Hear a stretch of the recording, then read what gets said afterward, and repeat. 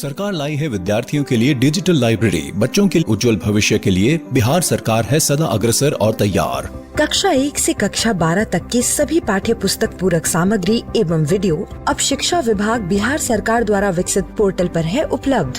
अध्ययन सामग्री देखने के लिए BEPCLots.bihar.gov.in पर विजिट करें अथवा एंड्रॉइड मोबाइल पर गूगल प्ले स्टोर से E-Lots ऐप डाउनलोड करें।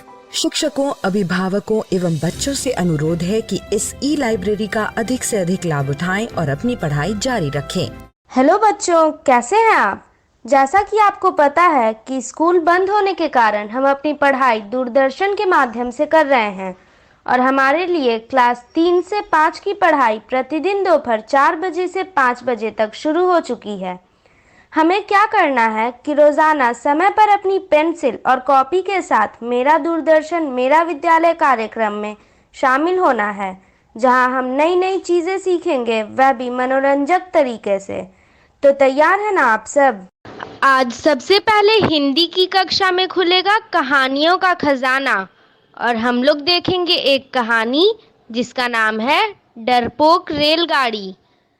उसके बाद शब्द के भेद शब्द में हम लोग शब्दों के प्रकार के बारे में जानेंगे। फिर एक अक्षर से कई शब्द बनाएंगे।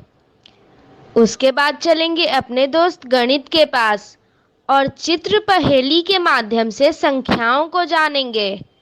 फिर 5 का पहाड़ा का रिवीजन करेंगे और पढ़ाई करेंगे भिन्न की। उसके बाद हम लोग इंग्लिश में पढ़ेंगे एक स्टोरी राउंड एंड राउंड और अंत में चलेंगे पटना का संजय गांधी जैविक उद्यान और देखेंगे जू शो। तो चलिए शुरू करते हैं आज की क्लास, थोड़ी सी मस्ती थोड़ी पढ़ाई के साथ।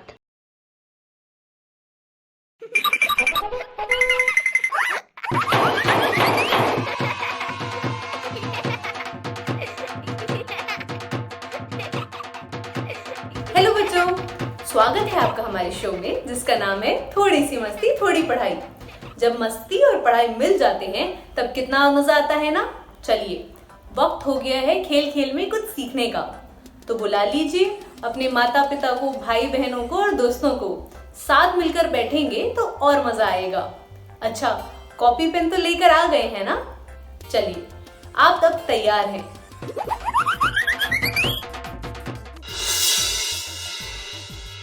शुरू करते हैं हिंदी की एक कहानी से और उसके बाद हिंदी के हम कुछ खेल खेलेंगे।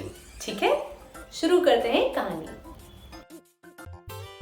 बिट्टू, ओ बिट्टू, जरा सुनो। हाँ काका, कहिए क्या हुआ? अरे बिटिया, जरा छोटी वाली कुदाल उठा तो ये आम का पौधा लगा दूं। लेकिन काका, कुदाल रखी कहाँ है? अरे मौसी से पूछो, उन्होंने कुछ खोदने के लिए उठाई थी। मौसी, ओ मौसी, कुदाल कहाँ रखी है? बिट्टू, घर के पीछे रखी है। वहाँ क्यों रख दी? आप ही उठा दीजिए जरा। अरे उसमें बहुत सारी मिट्टी लगी हुई थी तो मैंने वहाँ रख दी कि बारिश के पानी से धुलती रहेगी। अच्छा, तो आप जरा उठा दीजिए ना। क्यों बिट्टू, उठा लाओ ना, छोटी सी तो है। नहीं मौसी, आप ही ले आओ। क्या हुआ बिट्टू, तुम क्यों नहीं जा रही हो उठाने? अच्छा, मुझे समझ आ गया। बिट्टू को कहीं भी अकेला जाना हो तो उसे बहुत डर लगता है। हाँ काका, लेकिन मैं नहीं जाऊंगी। दोपहर का समय है और वहाँ कोई नहीं रहता, मुझे बहुत डर लगता है। अरे घर के पीछे ही तक तो जाना है। अरे बिट्टू के काका, मैं तो बहुत परेशान हूँ बिट्टू से। हर जगह मुझे जाना पड़ता है, कहीं अकेले नहीं जा सकती ये लड़की। बिटिया, तुमने तो मुझे डरपोक रेलगाड़ी की याद दिला दी। रेलगाड़ी भी कहीं डरपोक होती है भला? डरपोक रेलगाड़ी? यह काका की कोई नई कहानी होगी। बिल्कुल सही समझा तुमने। तो सुनना चाहोगे? हाँ हाँ, सुनाइए। हाँ काका, सुनाइए। कहानी तो सुना रहा हूँ बिट्टू, मगर ये मत सोचना कि तुम कुदाल लाने जाने से बच जाओगी। तुम्हें जाना तो पड़ेगा ही, और वो भी अकेले। ठीक है काका, सुनाइए। हो सकता है मेरा डर कहानी सुनकर थोड़ा कम हो जाए। ठीक है, तो सुनो।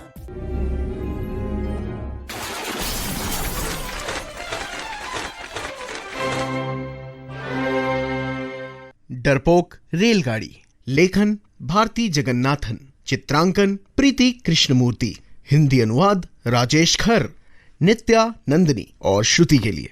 क्या आप नई जगहें और अकेले घूमने से डरते हैं? नहीं ना? पर यह नया नवेला इंजन तो बहुत ही डरपोक है। अब अगर इंजन डरेगा तो रेलगाड़ी कैसे चलेगी? आइए देखें कि इस इंजन का डर कैसे दूर हुआ और रेलगाड़ी कैसे चली। जब नया नवेला इंजन रेल शेड में पहुंचा तो वहां खड़े पुराने इंजनों ने उसे खूब सराहा। उसके रंग और रूप की तारीफ करते हुए उन्होंने कहा, अरे तुम तो नई नई जगह घूमोगे, खूब यात्राएं और कारनामे करोगे। परंतु इंजन को नई जगह घूमने की इच्छा नहीं थी। वह तो घबराया हुआ था, सहमा हुआ सा, मानो डर से छोटा हो गया हो। उसका रेलवे शेड छोड़कर जाने का बिल्कुल मन भी नहीं था। जब मैदानों में गायें रंभाती थी वह सहम जाता था। दूसरे इंजनों के साथ रहने में ही उसे मजा आता था। जब कुत्ते भौंकते हुए उसकी ओर भागते तो वह डरता और उसका मन कहीं छुप जाने का होता था। पर वह छुपता कहाँ और भला शेड में कब तक रहा जा सकता था। एक बूढ़े इंजन ने, जो देश भर में घूम चुका था, देखा कि यह नया इंजन कैसे डरा हुआ सा था। उसने समझाया कि नया इंजन उन गायों और कुत्तों से कितना बड़ा है। पर नए इंजन को विश्वास न हुआ। वह बोला, पर वे सभी कितने बलवान और खूंखार लगते हैं। मैं अकेले कहीं नहीं जाऊंगा। तुम अकेले कहाँ हो? इंजन चालक तो तुम्हारे साथ ही है। बूढ़े इंजन ने समझाया। इंजन गाड़ी के गार्ड को भी नहीं पहचानता था। वह देखने में भला आदमी लगता था और गाड़ी के चलने के समय हरी झंडी दिखाया करता था। इंजन को लगा कि भला यह छोटा सा आदमी मेरी क्या सहायता करेगा। वह चालक को भी पहचानता था और उसका दयालु चेहरा भी उसे अच्छा लगता था। जल्द ही वह दिन आ गया जब इंजन को अपनी पहली यात्रा के लिए शेड से बाहर लाया गया। इंजन को सागर के पास स्थित तमिलनाडु से चलकर देश के दूसरे छोर हिमालय के पर्वतों के पास स्थित जम्मू तक की लंबी यात्रा करनी थी। इंजन चालक बाबू ने कुछ बटन दबाए और कुछ चाबियों को घुमाया। बस इंजन पटरियों पर दौड़ने लगा। पर वह बहुत ही डरा हुआ था। नया इंजन डर के मारे चीखा। पर जानते हैं क्या हुआ? एक जोर की सीटी इंजन से निकली। दाना चुगती हुई कुछ मैनाएं शोर मचाते हुए उड़ गई। जैसे ही इंजन आगे बढ़ा, बिजली के तारों पर बैठे कौवे, गौरैया और दूसरी चिड़ियां डर के मारे उड़ निकली। इंजन हंसा कि ये सब उसे देखकर डर रही थी। उसके चलने से भूमि कांपने लगी और आसपास के सभी कुत्ते भागने लगे। यह तो कमाल हो गया। थोड़ी ही देर में इंजन अपने घर से दूर आ चुका था। तभी उसकी नजर सामने पटरी पर बैठे एक बड़े बैल पर पड़ी जो जुगाली कर रहा था। इंजन घबराया और डर के मारे उसके मुंह से एक जोर की चीख निकली और बैल ने अपनी दुम उठा जान बचाने के लिए दौड़ लगाई। इंजन को विश्वास ही नहीं हो रहा था कि इतना बड़ा और बलवान जीव उससे इस प्रकार डर सकता है। इंजन को साहस मिला और उसने तय किया कि अब वह किसी से नहीं डरेगा, शेर चीतों से भी नहीं। पता है आगे क्या हुआ? एक गुफा आई जिससे होकर इंजन को जाना था। गुफा में घुप अंधेरा था। इंजन चालक ने बिना किसी चिंता के कुछ बटन दबाए और इंजन की लाइट जला दी। इंजन चीखा, नहीं, मुझे अंदर नहीं जाना। पर उसकी चीख एक लंबी सीटी बनकर गूंजी। उसकी बड़ी सी लाइट के प्रकाश से गुफा का अंधेरा भाग गया। जब इंजन गुफा की दूसरी ओर से बाहर आया तो उसने चैन की सांस लेकर एक लंबी सीटी बजाई। अब इंजन का डर भाग गया था और उसे किसी से डर नहीं लग रहा था। अब नया इंजन बड़े मजे से खेतों, पुलों, जंगलों और पहाड़ों को पार करता हुआ दौड़ता जाता है। बीच बीच में वह खुशी से लंबी सीटी बजाता है और सबको पटरियों से दूर रहने को कहता है। क्या आपने उस इंजन की रेलगाड़ी की सवारी की है? तो बिटिया, डर खत्म हुआ? काका, इतनी जल्दी डर खत्म हो जाता तो क्या ही कहना था। हाँ, लेकिन थोड़ा ढांढस बंध गया है। मैं भी सीटी बजाते हुए जाती हूँ। हाँ बिट्टू, सीटी बजाते हुए जाओगी तो सभी डर कर भाग जाएंगे। हाँ मौसी, मैं यूं गई और यूं कुदाल लेकर आई। शू! अरे सीटी बजाकर तो दिखाओ। अरे काका, ये भी बजाकर दिखाना होगा फिर से। अच्छा ठीक है, लीजिए सुनिए, ये रही मेरी सीटी। सू! चलो, बिट्टू को कहानी सुनकर इतनी हिम्मत तो मिली। अरे बिट्टू के काका, बच्चे अपने आसपास से ही सारी चीजें सीखते हैं, चाहे वो चीजें अच्छी हो या बुरी। अब ये डरना भी उसने हम बड़ों से ही तो सीखा होगा। हाँ बिट्टू की मौसी, ये तो तुमने बिल्कुल सही कहा। बच्चे अपने बड़े और आसपास के वातावरण से ही तो सीखते हैं, और जो बड़े करते हैं वही बच्चे उन्हें देखकर करने लगते हैं। लेकिन एक मिनट रुकना तुम, कहीं तुम्हारा इशारा तो मेरी तरफ नहीं है ना? मैं भी रात में बहुत कम निकलता हूँ। मैंने तो ऐसा कुछ नहीं कहा, लेकिन खुद समझ गए हैं तो अच्छी बात है। समझदार होते जा रहे हैं। काका ये लीजिए कुदाल। बहुत बढ़िया बिट्टू, डर लगा तुम्हें? हाँ, लेकिन थोड़ा थोड़ा। अच्छा लाओ, और ये लग गया आम का पेड़। बिट्टू, तुम 1-2 बार और अकेले जाओगी तो तुम्हारा डर बिल्कुल खत्म हो जाएगा। ठीक है काका, मैं कोशिश करूंगी। तो बच्चों, आपको भी कई चीजें करने में डर लगता होगा। वो कौन सा काम है? क्या आप उन्हें दूर करने के लिए कुछ करते हैं? तो क्या करते हैं बताइए। तो बिट्टू और बिट्टू की मौसी, अब है समय एक खेल का। बच्चों, आप भी तैयार हो ना? लेकिन खेल का नाम? खेल का नाम और खेल दोनों ही खेल कर पता लगेगा। ठीक है काका। तो आइए खेल शुरू करते हैं। शब्द के भेद। शब्द के भेद तो आप जानते ही होंगे। संज्ञा, सर्वनाम, विशेषण, क्रिया विशेषण, ये सभी शब्दों के भेद होते हैं और यही खेल हमारा है। इस खेल में हमें बताना होगा कि शब्द संज्ञा है, सर्वनाम है या विशेषण है। तो चलिए खेल शुरू करते हैं। संज्ञा, सर्वनाम और विशेषण का वर्गीकरण करिए। अच्छा, तो हमें यहाँ पर वर्गीकरण करना है कि संज्ञा कौन सी है, सर्वनाम कौन से शब्द हैं और विशेषण कौन से शब्द हैं। तो वे सर्वनाम, इसका मतलब जो संज्ञा की जगह पे उपयोग होते हैं वो सर्वनाम कहलाते हैं। तो वे, यहाँ कोई नाम तो नहीं है, मतलब ये सर्वनाम है। इसे नाम की जगह उपयोग किया गया है। जिसे यहाँ पर भी नाम नहीं है, इसलिए सर्वनाम है। निडर, कोई निडर, कायर, साहसी, ये सारे विशेषण शब्द होते हैं जो किसी की विशेषता बता रहे हो। तो निडर होगा विशेषण। दायां, ये शायद संज्ञा शब्द है। अरे नहीं, ये तो संज्ञा शब्द नहीं है, तो शायद आम संज्ञा शब्द होगा। हाँ, आम का नाम तो उसका नाम ही है ना।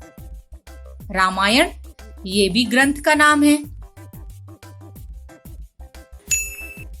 मैं समझ गई, दायां विशेषण शब्द है। देखें ये सही है या नहीं। You are amazing. Thank you. आगे चलते हैं।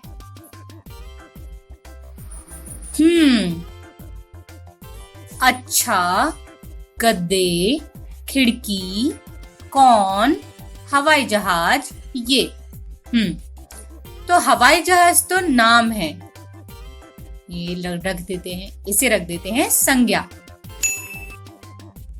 कौन, ये कौन सा शब्द होगा?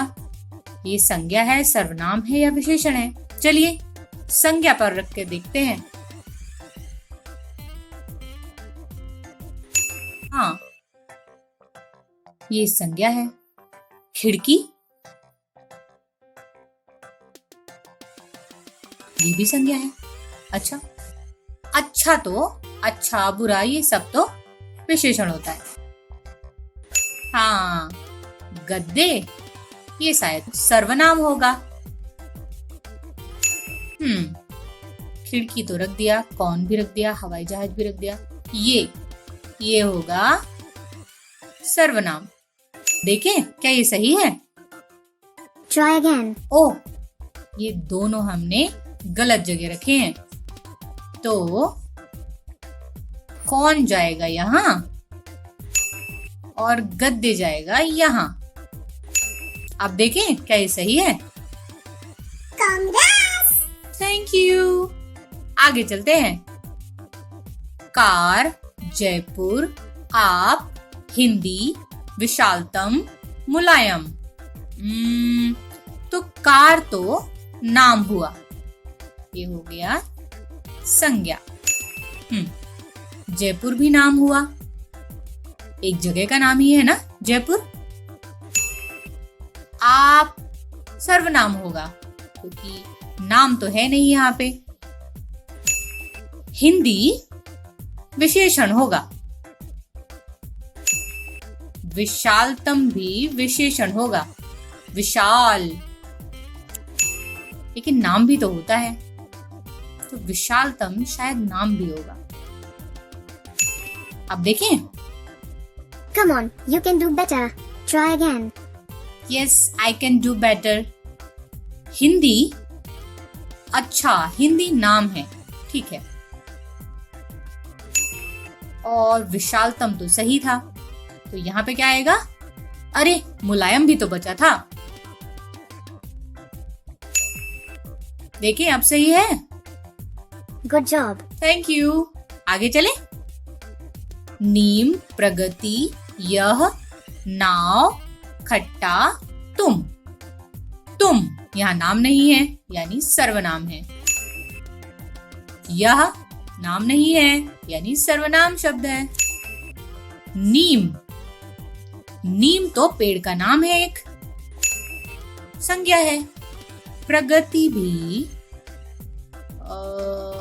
प्रगति भी नाम है, किसी का नाम तो होगा ही प्रगति, ये भी नाम है। नाव, नाम हुआ,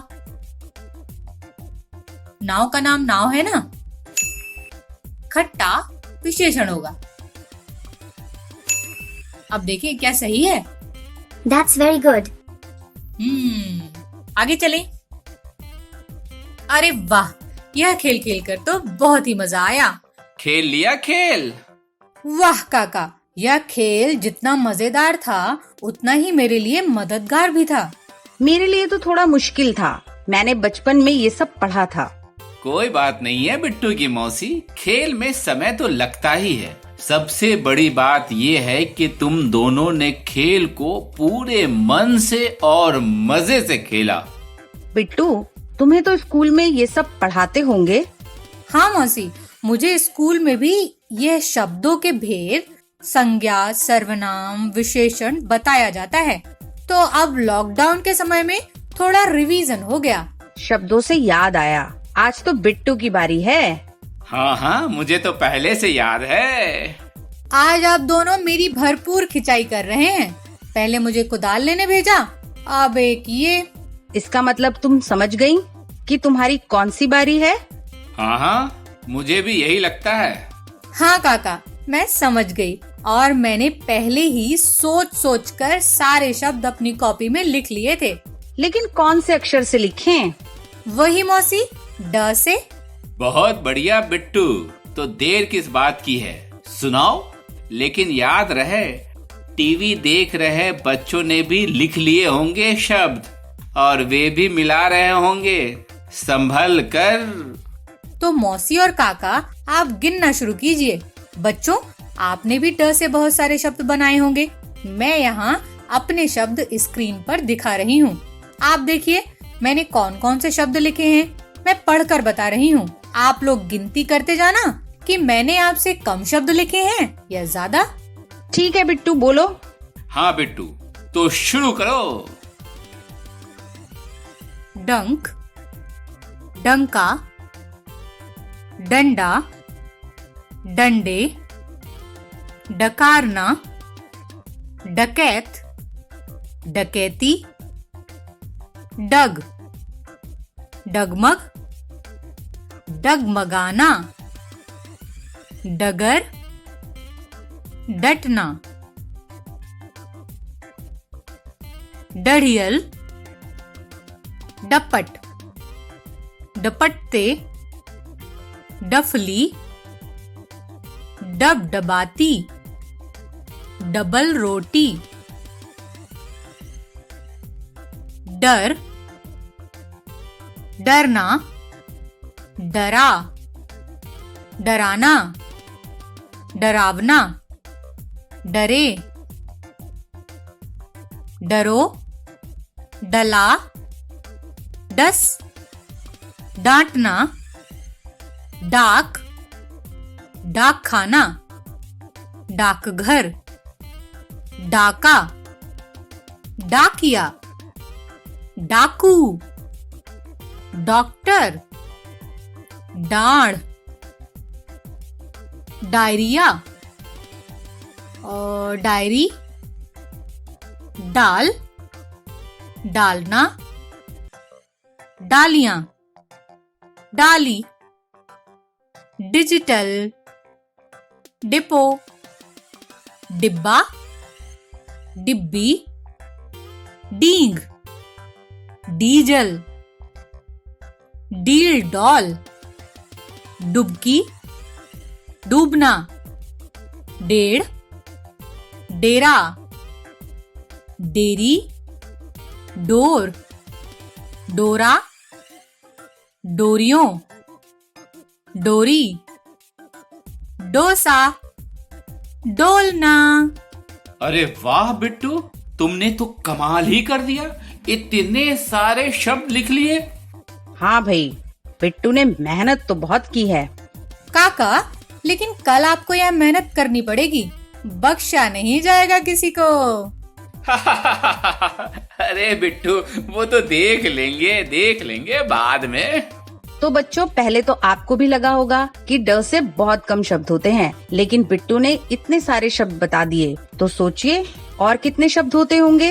क्या आप अक्षर य से शब्द बता सकते हैं? अगले एपिसोड में काका इससे शब्द बताने वाले हैं। देखिएगा कहीं आपसे ज्यादा ना बना लें वो। तो आप भी य से शब्दों की अपनी सूची तैयार रखिएगा।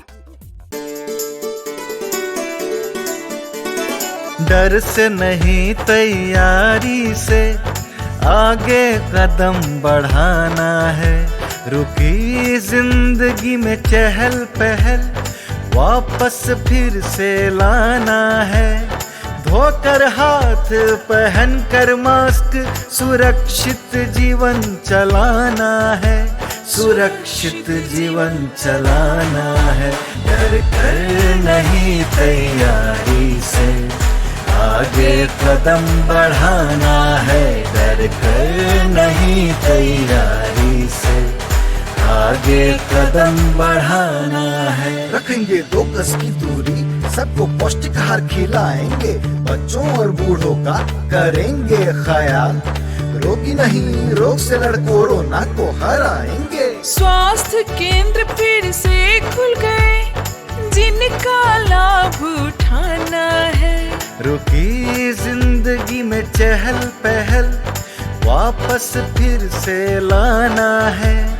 धोकर हाथ, पहन कर मास्क, सुरक्षित जीवन चलाना है। सुरक्षित जीवन चलाना है।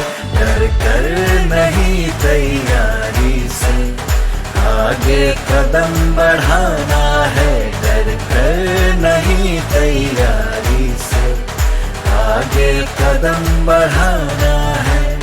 टीकाकरण की शुरुआत हो गई है, पर पहले की तरह हमें मास्क लगाना और 2 गज की दूरी बनाए रखना अभी भी जरूरी है। स्वास्थ्य विभाग और सूचना एवं जनसंपर्क विभाग, बिहार सरकार द्वारा जनहित में जारी। जीतेगा बिहार। भाई वाह, कितनी मनोरंजक कहानी थी और उसके बाद के खेल भी कितने बढ़िया थे। मैंने तो हिंदी में काफी कुछ सीख लिया है। आपने क्या क्या सीखा? चलिए, हिंदी की बातें तो बहुत हो गई, अब चलते हैं गणित की ओर। गणित के कुछ खेल खेल कर देख। हेलो बच्चों, कैसे हैं आप? आइए आज हम चित्र पहेली हल करते हैं। यहाँ देखिए, एक आम की कीमत को 2 से जोड़ने पर 5 प्राप्त हो रहा है। तो हमें एक आम धन एक आम बराबर बताना है कितना है। तो सबसे पहले तो हम एक आम की कीमत निकालेंगे, तभी तो हमें 2 की पता चलेगी। तो एक आम की कीमत कैसे निकालें? यहाँ देखिए, एक आम को 2 से जोड़ने पे 5 है। अगर हम इस 5 से 2 को घटा दें तो हमें पता चल जाएगा कि एक आम कितने का। तो करते हैं, 5 से 2 जाने पर जी हाँ 3 प्राप्त होगा, अर्थात एक आम हुआ 3 का। देखिए 3 और 2 को मिलाने पे 5 मिल रहा है ना। तो एक आम 3 का है, तो ये 2 आम कितने के? 3 का एक आम। तो 3 धन 3 बराबर कितना? 6। Very good. इसका मतलब आपको ये पहेली बन गई। आइए अब हम अगली पहेली हल करते हैं। अरे वाह, इसमें तो हमारे पास कुछ शरीफा है और कुछ आम। तो एक शरीफा को 5 से घटाने पर प्राप्त हो रहा है 4 और शरीफा और आम को जोड़ने पर 15 मिलते हैं और आम अकेला हमें बताना है कितने का है। ठीक है, तो सबसे पहले तो हम इस बीच वाली पहेली को देखते हैं। देखिए, ये तो बड़ी मुश्किल है, इसे तो हम हल नहीं कर सकते, इसलिए हम सबसे पहले ऊपर वाली पहेली पे जाते हैं। अब तो यहाँ देखिए, एक शरीफा को 5 से घटा दिया जाता है तो 4 प्राप्त हो जाता है। अब अगर मैं इस 5 को 4 में जोड़ूं तो मुझे पता चल जाएगा कि कितना अंक घटाना है, इसलिए 9 घटाना है। देखो, 9 से 5 को घटाने पर 4 आता है। तो इस तरह एक शरीफा 9 का हुआ। ठीक है, तो अब 9 शरीफा के स्थान पे और फिर आम जोड़ने पर मिलते हैं 15। तो अगर मैं इस 9 को 15 से घटाऊं तो मुझे पता चलेगा कि एक आम कितने का है। देखो, 9, 10, 11, 12, 13, 14, 15 आया ना 6। तो इस तरह एक आम 6 का है, अतः एक आम की कीमत है 6। तो इस तरह एक शरीफा 9 रुपए का और एक आम की कीमत 6 हुई। चित्र पहेली नंबर 3। यहाँ पर 5 गुना शरीफा बराबर 20 प्राप्त होता है, यानी 5 में शरीफा का गुना कर दें तो 20 आ रहा है और यहाँ शरीफा की कीमत में 7 का गुना करने पर कितना आएगा ये बताना है। ये तो बहुत ही आसान है। यहाँ पर जब भी आपको गुना दिया हो और आपको किसी एक वस्तु की कीमत निकालनी हो तो 20 से या किसी भी संख्या से उसका भाग दो। यहाँ पर 20 है तो 20 से हमें 5 का भाग देना होगा, तो हमें एक शरीफा की कीमत ज्ञात हो जाएगी। तो इस तरह 5 का पढ़ो पहाड़ा कितने बार जाएगा? 5 एकम 5, 5 दूनी 10, 5 दिया 15, 5 चौके 20। तो इस तरह 4 बार गया, तो हमने यहाँ पर 4 लिख दिया। 4 का गुणा 7 में करने पर कितना प्राप्त होगा? पढ़ो पहाड़ा। 4 एकम 4, 4 दूनी 8, 4 दिया 12, 4 चौके 16, 4 पंचे 20, 4 छीं 24 और 4 सत्ते 28। इसका मतलब एक शरीफा और 7 का गुणा 28 है। ये रहा हमारा उत्तर। आइए अगली चित्र पहेली देखते हैं। चित्र पहेली नंबर 4। अरे वाह, इसमें तो और मजेदार नारियल आ गया। एक नारियल को 8 से गुणा करने पर 72 मिल रहा है। और देखो तो अंगूर भी है। अंगूर के गुच्छे को 7 में जोड़ने पर 12 प्राप्त होते हैं और हमें बताना है कि नारियल को अंगूर के गुच्छे से घटाने पर क्या मिलेगा। तो देखिए, सबसे पहले तो ये नारियल और 8 का गुना हो रहा है 72। तो हम निकाल सकते हैं ना एक नारियल की कीमत, दी गई संख्या से भाग कर देते हैं। तो 72 से 8 का भाग कितनी बार गया? बिल्कुल 9 बार। तो इस तरह एक नारियल हो गया 9 रुपए का। तो 9 गुना 8 72 हो गए।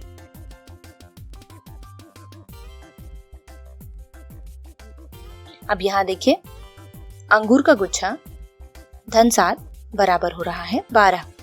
तो एक अंगूर कितने का है? तो इसके लिए तो वही तरीका है, 12 से 7 को घटा देंगे तो पता चल जाएगा कि अंगूर कितने का।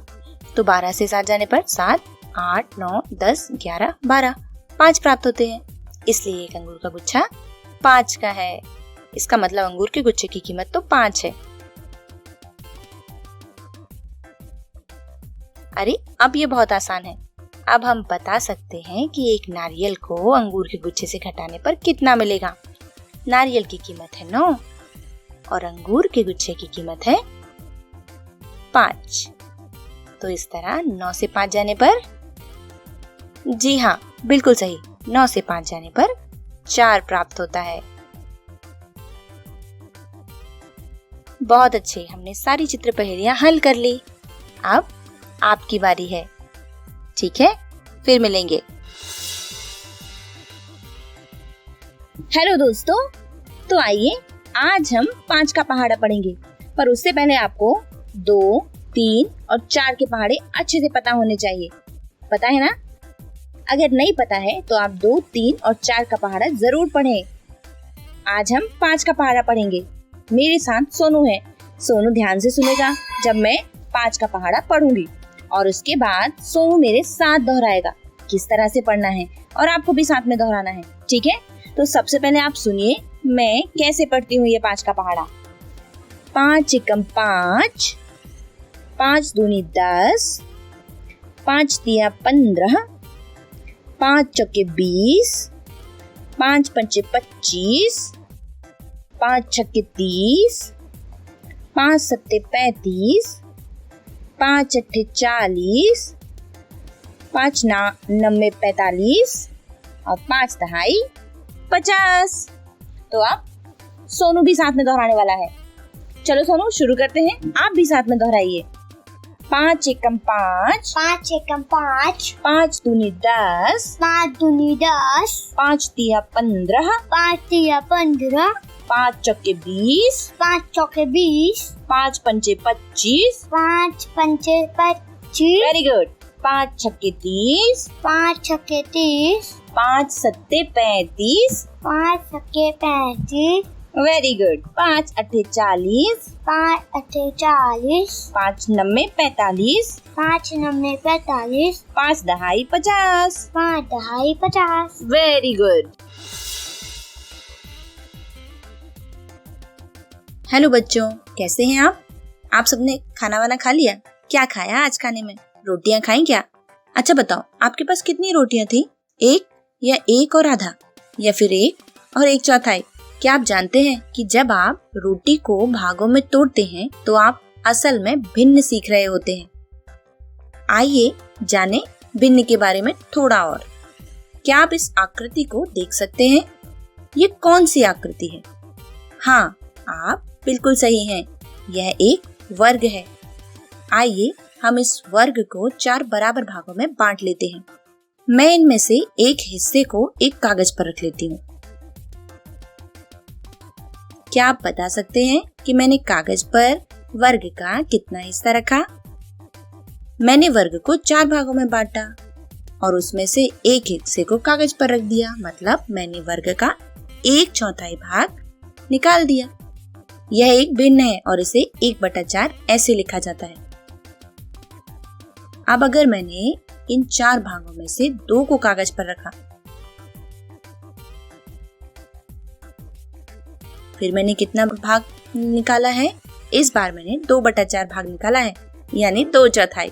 यह भिन्न 2/4 के रूप में लिखी जाएगी। और जब मैं कागज पर 4 में से 3 भाग निकालूं तो यहाँ भिन्न 3/4 है। आइए अब हम अलग अलग आकृतियों को देखें और अधिक भिन्नों को समझें। यहाँ एक और आकृति है। क्या आप जानते हैं कि यह किसकी आकृति है? जी हाँ, यह एक षटकोण या षटभुज है। हम इस षटभुज को 6 बराबर भागों में बांटते हैं। आइए इन 6 भागों में से एक भाग को कागज पर रखते हैं। षटभुज का यह कौन सा भाग है? चूंकि हमने षटभुज के 6 भागों में से एक भाग लिया, इसलिए यह टुकड़ा 1/6 को दिखाता है। अब यदि हम किसी अन्य कागज पर 3 भाग डालते हैं तो क्या होगा?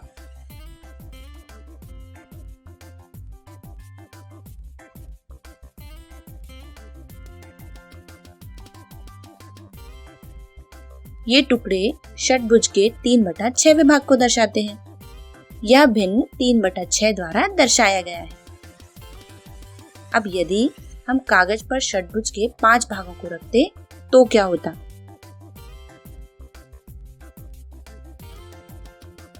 हमने कागज पर कितना भाग डाला है? हमने षटभुज के 5/6 भाग को डाला है। यह 5/6 भिन्न द्वारा दर्शाया गया है। आइए अब हम षटभुज के सभी भागों को कागज पर रखें।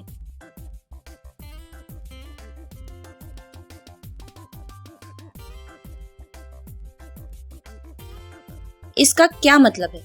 हमारे पास षटभुज के 6 भाग थे और हमने 6 भागों को कागज पर रख दिया। लेकिन देखो, जब आप षटभुज के सभी भागों को रखते हैं तो आपको क्या मिलता है? बेशक आपको एक पूर्ण षटभुज मिल जाता है। तो इसका मतलब है कि भिन्न 6/6 वास्तव में 1 के बराबर है। अब हमने आकृति के सभी भागों को लिया तो हमें एक पूर्ण आकृति मिली ना एक पूर्ण आकृति। इसका मतलब है कि जब हम 6 भागों में से 4 या 5 भागों को लेते हैं तो इस तरह से 4/6 या 5/6 लेते हैं तो इस भिन्न का मान 1 से हमेशा कम होता है। यदि भिन्न में अंश का मान हर से कम है तो वह भिन्न हमेशा 1 से कम ही होती है। आप भी इस तरह के भिन्न बनाने की कोशिश कीजिए। आप कागज को काट सकते हैं और आकृतियों के बराबर बराबर हिस्से बना सकते हैं और अलग अलग तरह के भिन्न देख सकते हैं। हम आने वाले दिनों में भिन्नों के बारे में और नई नई रोचक चीजों को देखेंगे, इसलिए देखते रहिए और सीखते रहिए। हेलो बच्चों, आइए आज हम भिन्न के सवाल हल करते हैं।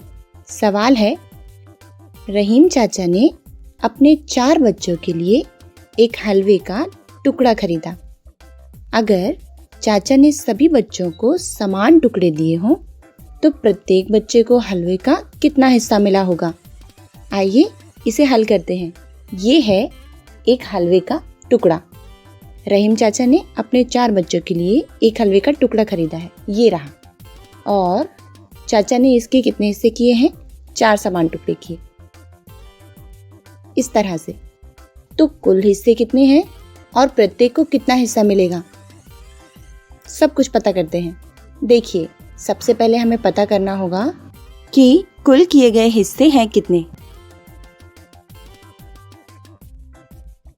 देखिए, 1 2 3 4 है, इसलिए कुल किए गए हिस्से बराबर है 4। अब प्रत्येक को कितना हिस्सा मिला? तो देखिए, ये रहा एक हिस्सा, इसे हम ऊपर की तरफ लिखेंगे। इस सीधी रेखा के नीचे आया 4 और ऊपर आया 1। अंश में 1 और हर में 4 है, तो यह है 1/4। चलिए अगला सवाल देखते हैं। रामू ने अपने खेत के 9 समान हिस्से किए, कुछ इस प्रकार से, और वह अपने खेत में सब्जी उगा रहा है। तो हमें बताना है कि रामू कितने हिस्से में आलू उगा रहा है, रामू कितने हिस्से में बैगन उगा रहा है और रामू कितने हिस्से में टमाटर उगा रहा है। शुरू करते हैं। ये है 9 हिस्से और गिन के देखिए कितने हैं, 9 ही है कि नहीं।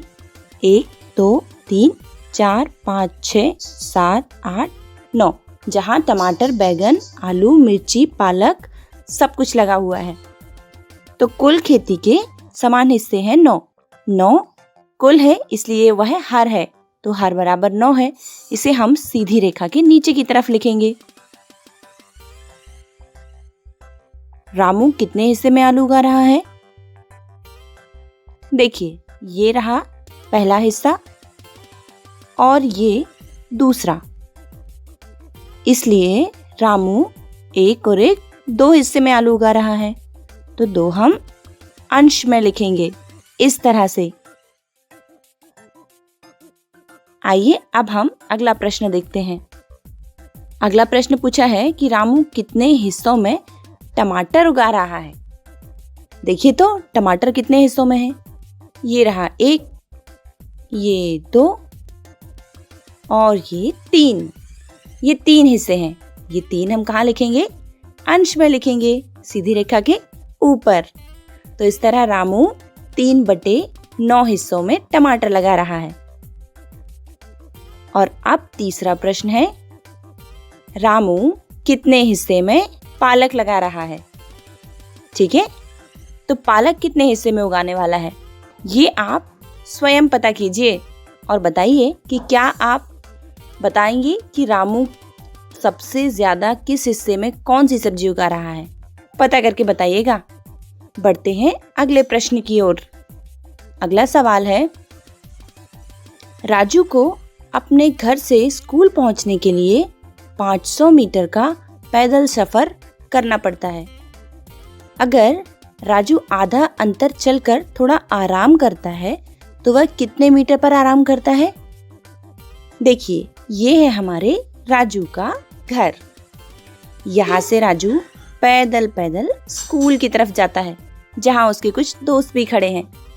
देखिए, और ये दूरी उसके घर से स्कूल की कुल है 500 मीटर।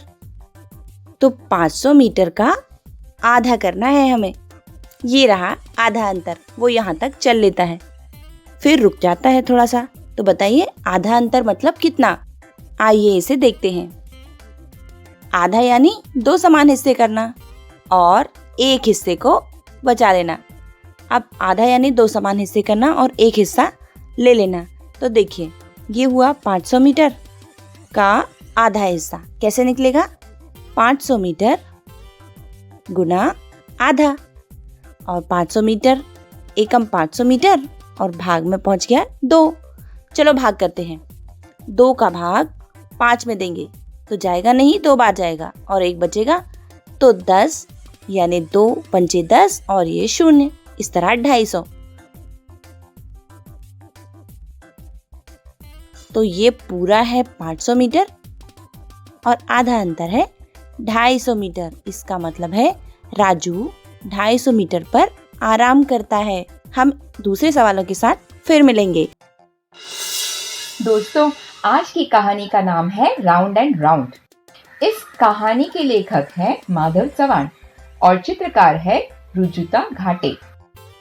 कहानी के नाम से तो लग रहा है कि इस कहानी में शायद सारी गोल वस्तुओं के बारे में बात की होगी, पता नहीं। चलो देखते हैं साथ में और सुनते हैं ये कहानी। Why are wheels round? This bus does not move. Why are bangles round? I will not buy square bangles. Why is a chapati round? It is not round when I try to roll it. Why is your bindi round? Do you think this bindi looks nice? Why are eyes round? They are round and they are big. Why is 0 round? I don't know.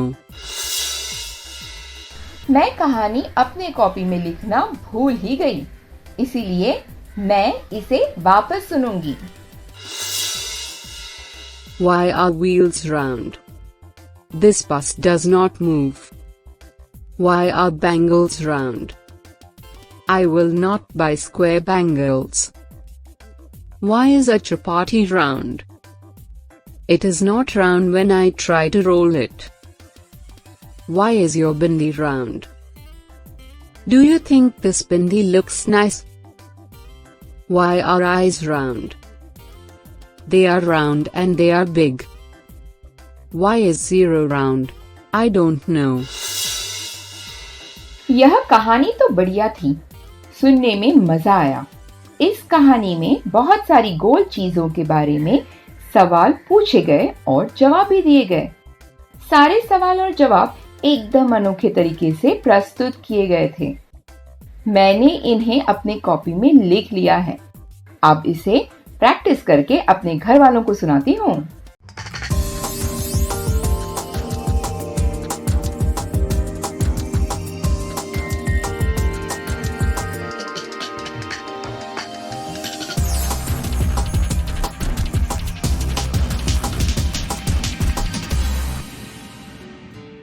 Sanjay Gandhi जैविक उद्यान जू outreach programme में आपका स्वागत है। आज हम चलेंगे लंग्स ऑफ द सिटी यानी संजय गांधी जैविक उद्यान के फर्न हाउस में।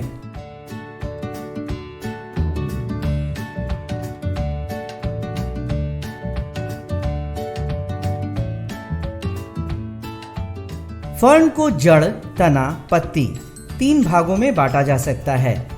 ये बीजाणु धानियों से बीजाणु उत्पन्न करता है। इसी से नए पौधों की उत्पत्ति होती है। वे बीजाणु धानियां पत्तियों में पाई जाती हैं, जो ध्यान पूर्वक देखने पर दिखाई देती हैं।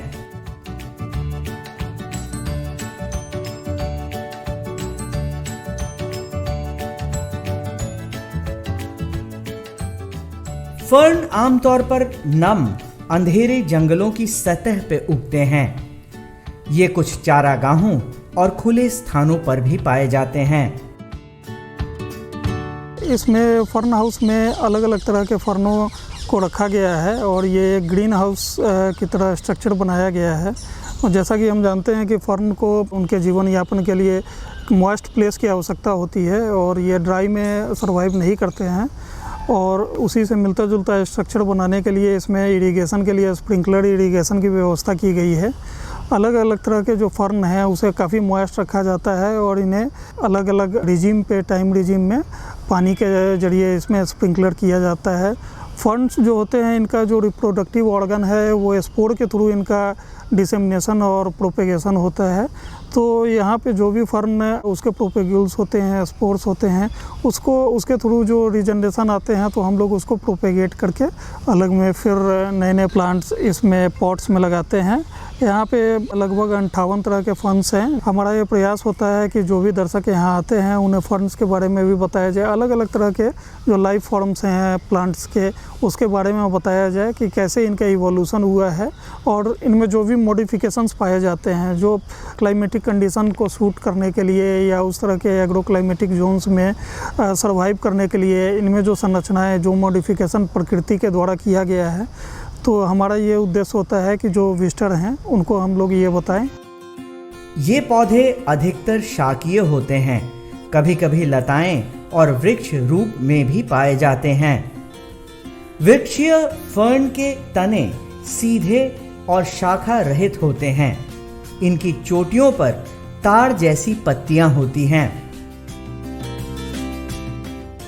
आपको बताते चले कि फर्न ऐसे पौधे को कहा जाता है जिसमें फूल नहीं होते हैं।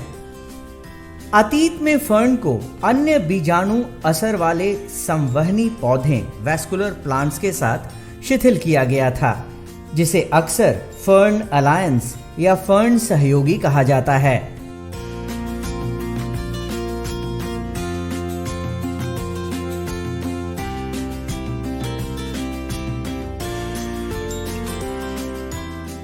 हाल के अनुवांशिक अध्ययनों से फर्न और फर्न सहयोगियों के बीच संबंधों के बारे में पता चलता है।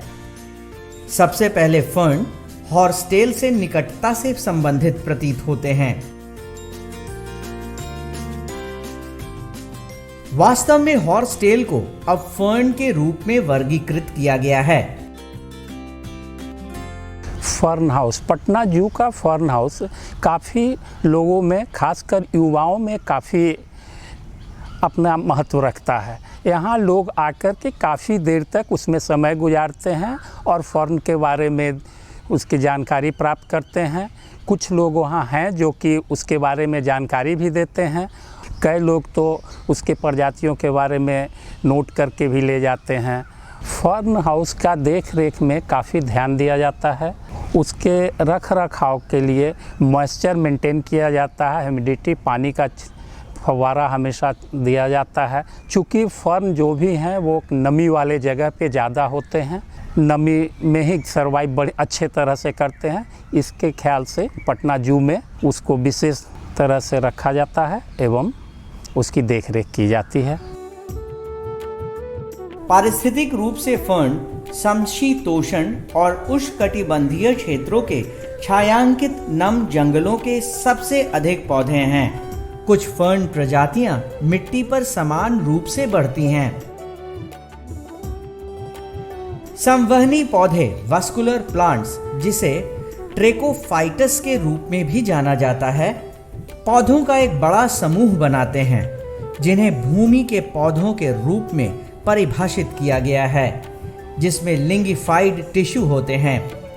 संवहनी पौधों में क्लब मास, हॉर्सटेल, फर्नेरू, जिम्नोस्पर्म और एंजियोस्पर्म शामिल हैं।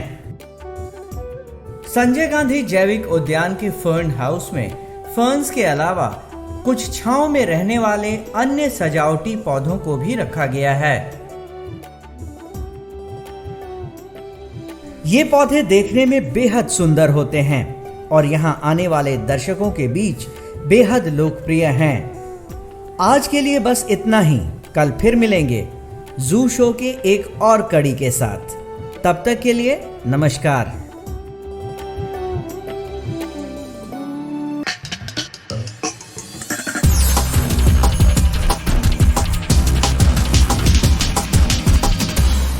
तो आशा करती हूँ बच्चों आज के एपिसोड में आपने जरूर कुछ नया सीखा होगा।